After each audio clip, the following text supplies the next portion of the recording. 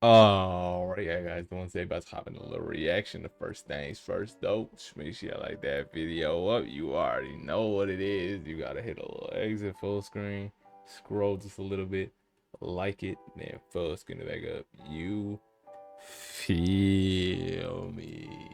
So today's video is coming from more Alex O'Connor, and it's titled "My Favorite Argument for God's Existence." Now, we've seen from a comment before that he said his favorite, or that somebody said that he said that his favorite argument was that there's so many arguments you could argue for God's existence, and that you can basically take dang near everything and turn it into an argument for God's existence, which does really lend some good credibility. But let's hear from the mouth of him whether this is his, which this is coming from 3 weeks ago. So let's see if it stays consistent or if he's changed and that was an outdated opinion that he had. So let's check it out. What is the best argument you've ever heard in your infinite number of debates, both online and in person, for the existence of God? There are so many.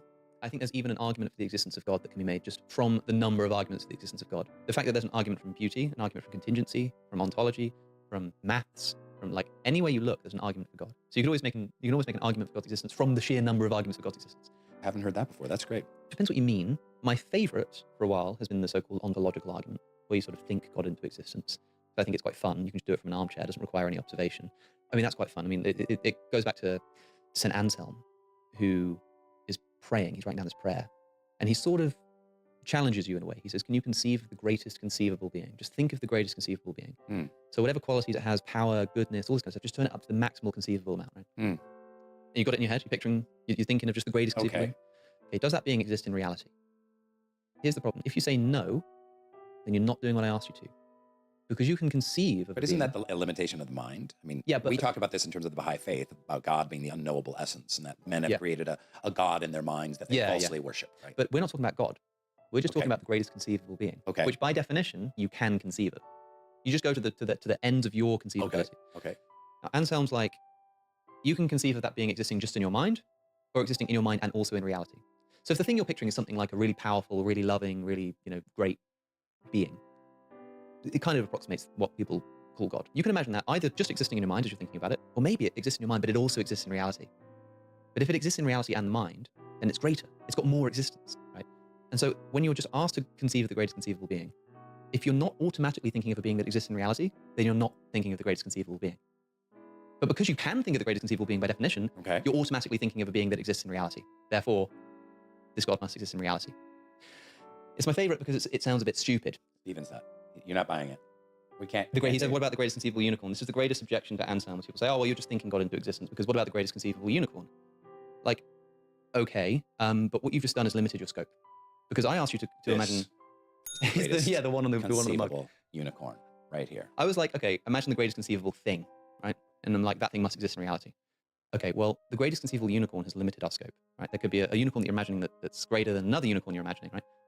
Okay, we can make that unicorn a better unicorn, like giving it a sharper horn and a more beautiful mane or whatever. But like, even if we imagine the greatest conceivable unicorn, we can make that unicorn a greater conceivable thing by giving it even more qualities. Well, let's make that unicorn all powerful. Telepathic. And it doesn't make it a better unicorn, but it makes it a better thing, right? And so like, the question is, does the unicorn existing in reality make it a better unicorn than just existing in the mind? And it seems like kind of not really, because the things that make a unicorn great are things like a nice mane, a pointy horn and stuff. And the one in your head has all of those things. It has all of the things that are the great making properties of a unicorn. It's all in the one that you're thinking of. And if it existed in reality, I don't know if that is a better great making property of a unicorn, right? Whereas if you're asking about the greatest conceivable thing, then you're maximizing all the properties, not just the unicorn making properties, but all properties a thing can have, including levels of existence. It's a bit much. Like, it's why I sort of hesitate to bring it up, because it is my favorite. But it's a bit difficult to... Let's continue on that, because what comes to my mind, and we discussed this when I was on your pod, is I tried to be an atheist. Yeah. And I really spent a good couple years, at least, just really trying to exist in a world that inherently didn't have any meaning to it, or didn't have any kind of transcendent power beyond what could be kind of determined through scientific diagnosis.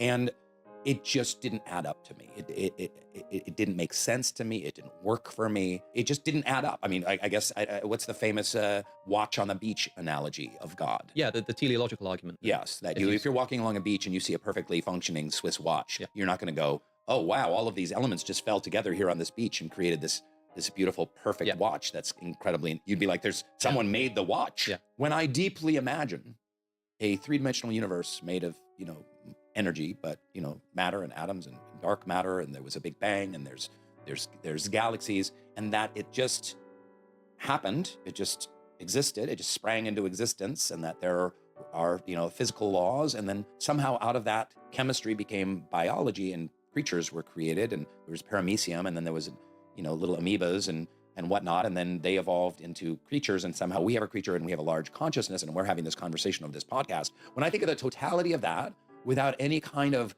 greater power or energy, it doesn't make sense to me, not just on a cognitive level, it just doesn't make sense in my heart, it doesn't make sense. I will have to strongly agree with the point that he's making here. I'll talk about Alex's thing in a second. But in terms of like, yeah, you don't just go on a beach and you don't just find a watch. You don't just go on a beach and find literally anything, right? And that's how some people back in ancient civilizations, they'd realize that people have been here, is they would go around and they'd see marks that seemed intelligible. Is that the word? Yeah, intelligible. So they would see these marks of things that were like, oh shoot, it looks like something with a mind made that, more so than just an animal that would scratch a tree in a very pattern way of a pattern. I don't know what you want to call that. Or they would find things that seem to be human made, and they would say, oh shoot, I know an animal ain't making this, one, but two, it looks like it was made by someone rather than something, or just spawned into existence, right? And when you talk about like, when we want to know if food is gone bad or whatever the case is, you got to use your senses, right? You got to use your sight, smell, hearing, and all that type of stuff. There's things that we hear. Why do we get scared when we hear something? Because we know that's not normal. You don't just hear something without something making that sound, right? Something made that sound. Now, whether that something is the wind, and you're just like, oh, it's the wind, because you calm down because you know what made that sound. However, when you just hear a bunch of noises and you can't find what's making it, it's almost scarier, right? Same way that people would say the earth, it just exists, and we found it, and we're hearing this noise, and we're seeing this thing, we don't know who made it. That's scary to them. So they have to put together arguments to why, oh, it's not God, because something, it just kind of happened, right? It didn't just kind of happen, be honest, right? Everybody farts in a room, it was always, who did it? You know what I'm saying? It's never, the smell just spawned, right? The chemicals in the room, to just, whoop, little fart, nothing crazy. Why? Because we can use our 2 cents and put together an argument for why it came together. But in terms of Alex's thing, what do you call that? The ontological argument? I have to look up a better explanation, because I honestly did not understand his explanation. Yeah, so it seems to be just the fact that, based on the fact that you can conceive or define God, implies that he exists. You can't imagine something that can't be imagined, is what I'd have to assume it was, right? And this kind of goes back to history and the historicity of not only the New Testament, but the Bible as a whole, right? You go back and you see all these civilizations, right? People think it's a good piece of evidence for the floods too, because different civilizations had different flood stories. A lot of civilizations have pictures of dragons, so it's logical to assume that maybe dragons existed one time, because they were placed all over the world. Civilizations all over the world had images of dragons that they had drawn, right? All these civilizations knew how to draw things. All these civilizations came up with written language, talk language, verbal language, and all of these civilizations pretty much come up with a god.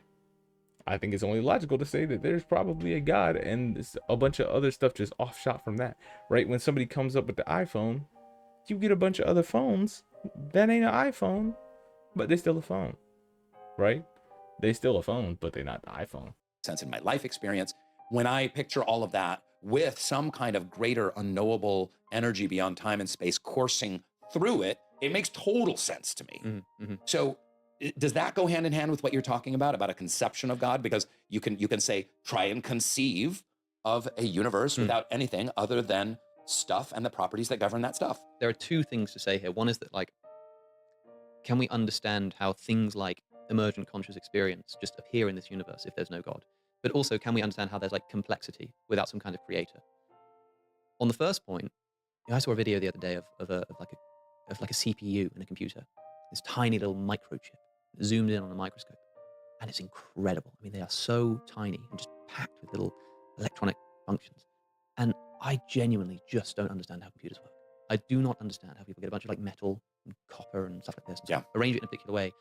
And you're able to sort of produce like You're able to something watch that- this something- video on yeah. the YouTube channel, like beamed over. like all of this Yeah. is just because people have put atoms in the right order, Right. doing things that now people can like hear the words that we're Instead of a saying. table or a shoe, and- it's a computer. And, Yeah. but and I'm like that is an unfathomable mystery to me. Like, am I like if I saw a computer for the first time, and I was playing chess with it, and it was talking back to me, and it was connected to the internet, and it allowed me to speak to my mother halfway across the globe or something, right? I said, what on earth is this? Like, if you showed it to someone 200 years ago, they said, what is this magic? What is this sorcery? And you said, oh, it's just made out of like, metal and zeros and ones. They would literally just not believe you. They'd be like, I'm sorry, that doesn't make sense. It just doesn't make sense. But the computer is in fact reducible to those metal objects just clanging into each other and producing this orders of magnitude more confusing, amazing. But there thing. weren't a bunch of molecules in a shoebox and you shook them up. No, And then so- it's like monkeys writing Shakespeare. And then Yeah. you pull it out and there's a laptop. By the way, they've actually done that research. Somebody put some monkeys in a room with a typewriter. It turns out that they don't type randomly. They had like a fondness for the letter F or something. So you probably wouldn't get Shakespeare even with a limited amount of time. But That's cute. like, yeah. So the other problem. So there's firstly like, can this all be reducible to the material? I struggle with that. I think that would be incredible if it were the case. But I think it's incredible to imagine that computers can do that. But we know that they do. The other question then is, where does that complexity come from? No matter whether you can create these incredible emergent things, why is there that complexity? Who put it that way? And of course, the problem with the watch analogy is that we don't believe that complexity, like biological complexity, just came about, just popped into existence. We believe that it evolved through natural selection. And so it'd be as if you saw this watch that was incredibly complex, and then you discovered billions of years of watches which somehow were able to reproduce themselves. And every time they reproduced, they had slight differences. Sometimes they ran a little faster, sometimes a little slower, and for some reason, whichever ones were closer to accurately recording the time were more likely to keep reproducing. Yes, but if there's That also would sort of do away with the mystery of it. See, I think the same thing of computers. I used to think like, yo, how the life these things work. And not even computers, but just motherboards, right? He said he's seen it zoom in on a microscope. A microscope is absolutely crazy. You know how small it's got to be? The microscopes that see things we can't even see with our own eyes, yet there's computers as small as that. So people make computers in Minecraft, bro. And it's really crazy to think about that they do exist. But I don't think that this world is on the same level, because you got to think, somebody made that computer. Somebody made that thing. This earth, I don't think it could just spawn in.